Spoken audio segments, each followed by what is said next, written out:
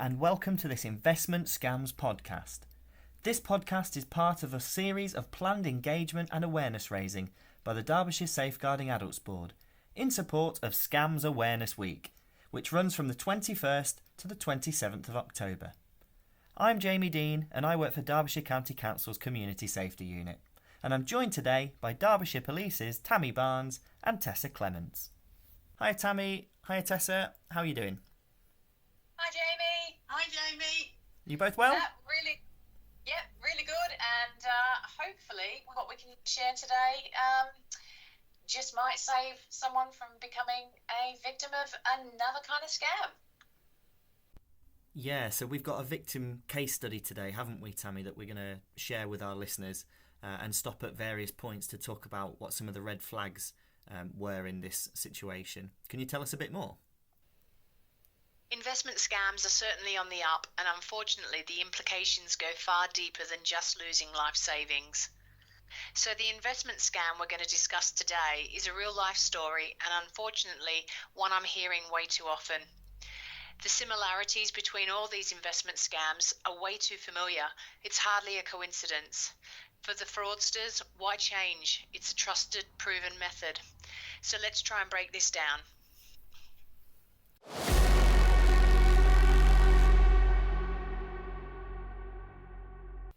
So most of us are looking for ways to make our money go further. Let's face it, the cost of living takes its toll. It all started on a Sunday morning browsing social media when an advert caught my attention.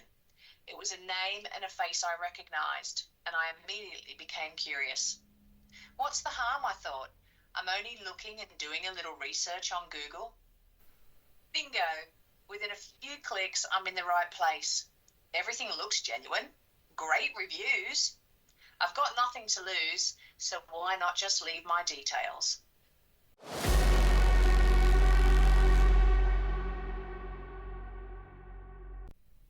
Okay, let's stop. Think fraud. Tessa, let's come to you first. What were some of the red flags at the start of this case study? Well, from the story, we know that our victim did an initial Google search, and you may think, well, what's wrong with that? It's a little bit of research, but fraudsters can use paid or sponsored ads to ensure they are at the top of the Google list results. Yeah, that's a good point, Tessa, and we'll put it on the screen now so that people can see that any advert on Google should be clearly marked as sponsored or an advert, so that you can see that it might not be the best organic result that you were looking for, but actually it's at the top of the list because it's been paid for. Anything else, Tessa? They may even use a celebrity to endorse their product without their knowledge, stealing their images, and they create fake adverts. This is dangerous because it lulls the victims into a false sense of security because the person they're impersonating is a household name. Yeah, absolutely, Tessa. We know that fake celebrity endorsements are becoming a really common tactic. And we've actually got some data from Action Fraud, which we will put on the screen now, which highlights the celebrities who have their image used the most by scammers. Top of the list is Martin Lewis, by quite a long way, despite his very public messaging that he does not do adverts. So, if you do see Martin Lewis's image used in a celebrity endorsement, that is very likely to be a fraudulent advert and something you should avoid at all costs. It's also organisations that have their images used fraudulently too. An article from the BBC in April 2024 highlighted that they have been appearing on social media in fraudulent ads. Their logo and their branding specifically alongside high-profile celebrities to advertise secret get-rich-quick schemes. So be careful when you're surfing social media. Don't just assume that what you can see is legit. Okay then, Tessa and Tammy. Going back to our victim, something that wouldn't usually be considered as a red flag is the use of the contact form on the fraudulent website. Yes, this is the opposite to most scams, where you are contacted out of the blue and put under pressure. Effectively here, the scammers have laid a trap and we're just waiting for the victim to wander into it, doing all the legwork for them. That's why it's so important to do your research first before making contact. And we do have some suggestions of steps that you can take to make sure you've properly researched the company, don't we, Jamie? So we've got a few golden rules to share with you.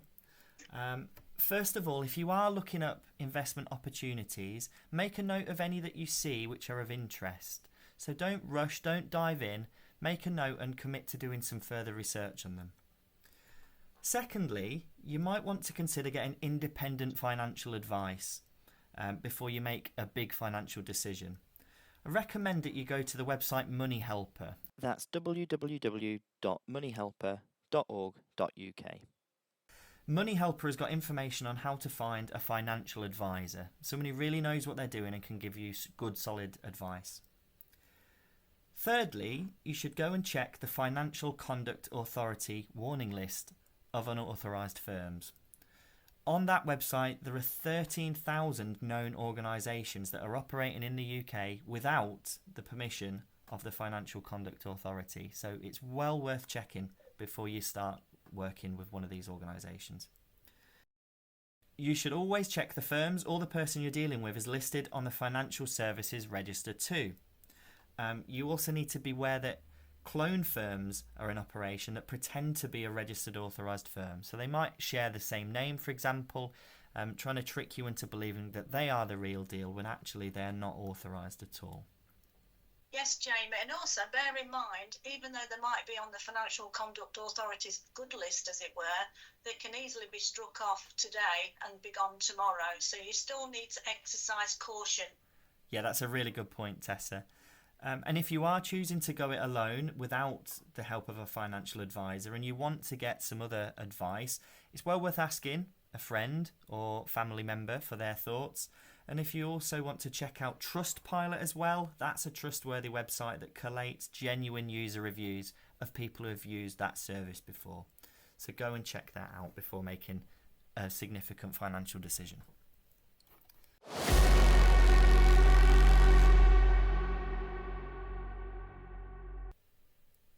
So it didn't take long at all to be contacted by an extremely friendly and knowledgeable accounts manager. I'm not going to lie, I was sceptical because it seemed way too good to be true. To my surprise, there was no pressure, no hard sell, and certainly no rush to decide whether I was going to invest. They took the time to get to know all about me, my long-term goals, financial situations, even my family life. I even felt like I was talking to a friend.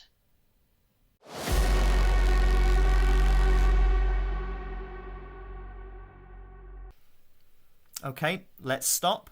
Think fraud. Tessa, I bet you hear this all the time. Unfortunately, we do hear this way too often. Fraudsters groom and manipulate their victims. Firstly, they gain trust, spending hours on the phone, getting to know them. Don't be fooled though. These fraudsters are charming and charismatic and have a way with words. Victims often refer to feeling like they're under a spell. Sometimes the fraudsters have victims believe they are specially chosen to receive this once-in-a-lifetime opportunity to make money, often swearing victims to secrecy. Yeah, and I assume that that's done so that family and friends don't intervene and break the spell with the fraudster. Exactly.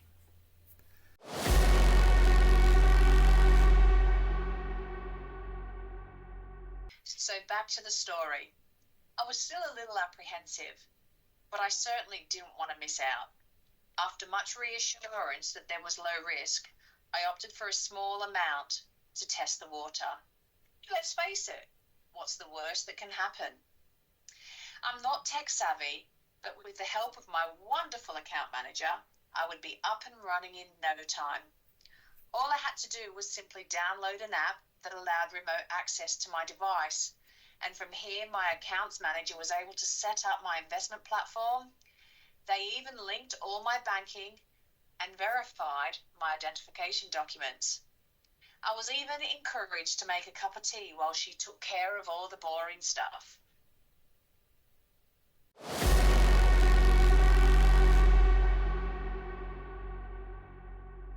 So let's stop, think fraud. What are the red flags in that scenario? So firstly, let's pick up on the use of the remote access app. Here we're in dangerous territory. Remote access allows fraudsters to see all of our personal life, including our banking details. As a general rule of thumb, you should never download a remote access program when asked to do so by a business. We can tell you categorically no reputable company is going to ask you to give them access to your device by a remote access program. So that's a glaring red flag in this scenario. But our victim is not alone. There's data from Action Fraud that tells us in 2021, £57 million was stolen from victims because of the use of remote access programs. And let's face it, the fraudsters at this stage, they're like your new best friend because we trust them completely, so we allow them to do this. Yeah, and it's like we said earlier, isn't it? The scammers already know that you're interested because you came to them by leaving your details on the contact form and asking them to get in touch with you. So they know they've got the luxury of putting you at ease and taking things slowly. They even told the victim to go and make a cup of tea. I'm here, I'm your friend, I'm looking out for you. They're trying to put you at ease, but actually you're just allowing them unmonitored access to your computer whilst you're out of the room. So very clever from the scammers. Exactly, yes. They're on the hook, as it were, because they've shown their interest, they've provided the details, so there's no need for the first accounts manager to put any pressure on them whatsoever. What the first account manager is trying to actually do is gain their trust and confidence so that they feel easy and can tell them anything. And indeed, they often tell them lots of personal information. And we've even had instances where they've rung up and said, well, how is your grandson? Is he over his cold and cough, etc.? So they're building a friendship there, a false friendship. Also, providing identification documents, what they can do with those is impersonate you, take out loans in your name, mobile phone contracts, etc., all without your knowledge, but using your information because you've provided copies of driving licenses, passports, in order to set up your cryptocurrency account. So really, Tessa, at this point, the damage is already done, isn't it? The scammers have got our victims' bank details, personal information, copies of ID, and things are in motion. It goes back to what we said previously, that the only way to avoid it at this point is to have done your thorough research before contacting this bogus fraudster. Okay, Tammy, let's go back to the story then. How do things progress from here?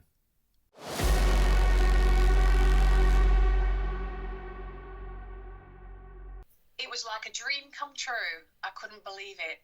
Within days, my investment had grown. I certainly couldn't earn this kind of money in the bank. Still, a little unsure, I decided to make a test withdrawal to my account. Once again, with the help of my account manager, my initial investment of £250 was deposited back into my account. What a relief. All the days of doubting were behind me, and I realised this was a genuine, life-changing investment. Over the next few days, I continued to see my account grow and was encouraged to make larger investments to optimise the returns I was seeing. I began to visualise my life without financial constraint. The world was certainly now my oyster. Due to my account's success, I was passed on to another account manager who was more experienced in this area. However, I did begin to feel under pressure, the constant phone calls encouraging me to invest more and more to take advantage of limited offers.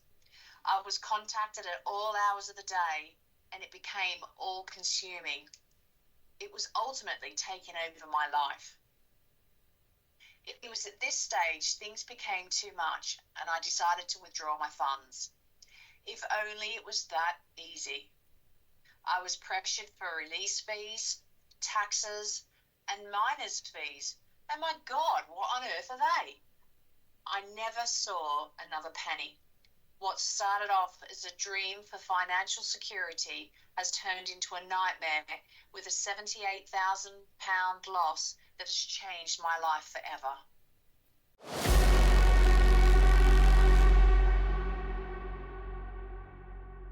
So let's stop, think fraud, and let's look at some red flags. Tessa, first of all, we've got this test withdrawal to the bank account, and that's a really common feature of investment scams, isn't it? It is, because the victim is testing the system to make sure it's not a scam. So they think they'll put 250 in, they can take 250 out, they've lost nothing. And that's a way of gaining the victim's trust and confidence that that investment is a genuine investment and it's going to make them lots of money. Brilliant. And then, due to the account success, we've got an extra person who's added into the mix here. A new accounts manager comes in, and their way of working is very different to that initial conversation with the person over the phone. That's right. The first one is the one that wants to be your friend, is doing you a favour, is taking all your details, and then that's almost like a grooming process. Once the account's set up, they'll change to a different account manager whose job it is to get as much money out of you as possible in the short space of time. So they use different tactics, like it's a time-sensitive investment, and don't tell your friends because everybody will want it, and that kind of thing. So they've got a different skill set which they're using to bring this scam to full fruition. Thanks, Tessa. And so at the end of this section of the story, we hear that our victim has suffered an eye-watering £78,000 loss, which is really life-changing. And let's delve into what's actually gone on behind the scenes here, because the scammers have been using our victim's ID and details for a rather sinister cause, which has brought about this £78,000 loss, haven't they? What the scammers have done is they've used the victim's identification documents to take out 8 personal loans in her name, and they're using that loan money to make it look on her account as if she's making returns on her investment. And she's going to end up in debt at the end of it because of it.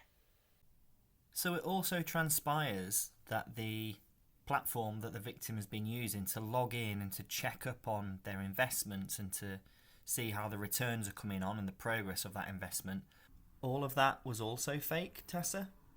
What the victim was seeing on the screen, those numbers that looked so pleasing and appealing, it was all what the scammers wanted the victim to see. None of it was real. So at this point of the story, the pressure is really ramped up on the victim and they want to take the money out. And the account manager is talking about release fees and taxes and minors fees. Tammy, I'm going to come to you for this point. Why is the fraudster choosing to implement that on our victim?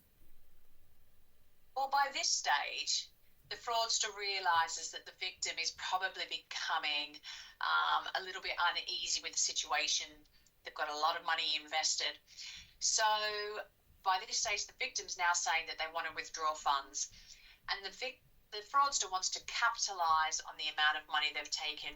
So they start to once again bamboozle the victim, and they say, right, you need to pay a release fee or a tax. And for the victim, all they can see is that end goal. They are at this stage so financially committed.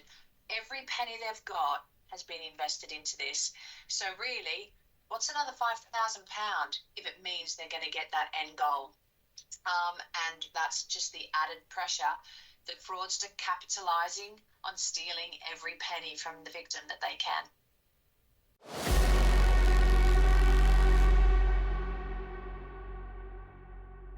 So where am I now? I often think back to the early conversations with the accounts manager. She is right. My financial situation is very different, but certainly for all the wrong reasons. I'm now in over £77,000 worth of debt. I've taken my bank to the Financial Ombudsman due to the lack of fraud prevention information provided. The Ombudsman ruled that we both could have done more and 50-50 compensation paid. I've been battling with loan companies to have these loans written off because I personally didn't take out the loans. In fact, there were so many errors in the loan applications that I can't believe they were approved. All money paid in compensation has now been paid out to the loan companies. My health has significantly deteriorated. I'm now suffering with depression and anxiety. It's the first thing I think about when I wake up in the morning, and it's the last thing I think about when I go to sleep. It has destroyed the person I was.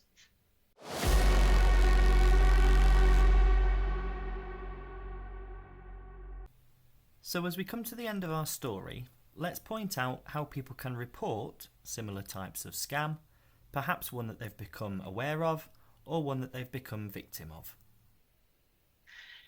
You can contact Action Fraud by calling 0300 123 2040 or by visiting their website. Action Fraud is the National Reporting Centre for Fraud and Cybercrime. After you've reported something to Action Fraud, your report will be sent to the National Fraud Intelligence Bureau, which is part of the City of London Police. They'll decide what to do next. They may ask Derbyshire Police to visit you or to investigate further. Members of the public who would like to raise a safeguarding concern about a Derbyshire resident should contact Call Derbyshire on 01629 533 190, or if they're a resident of Derby City, it's 01332 642 855. It's important to remember that anyone can become a victim to a scam, and although you might feel embarrassed, there's absolutely no shame in coming forward to ask for help and support. We know how sophisticated these scammers and scams are getting, and there's absolutely no judgment on you as a victim. So before we wrap up, it's important to point out that although investment scams can be focused around any investable commodity, such as rare gems, minerals, emerging art, or even wine, in this case study, our victim believed that they were investing in cryptocurrency.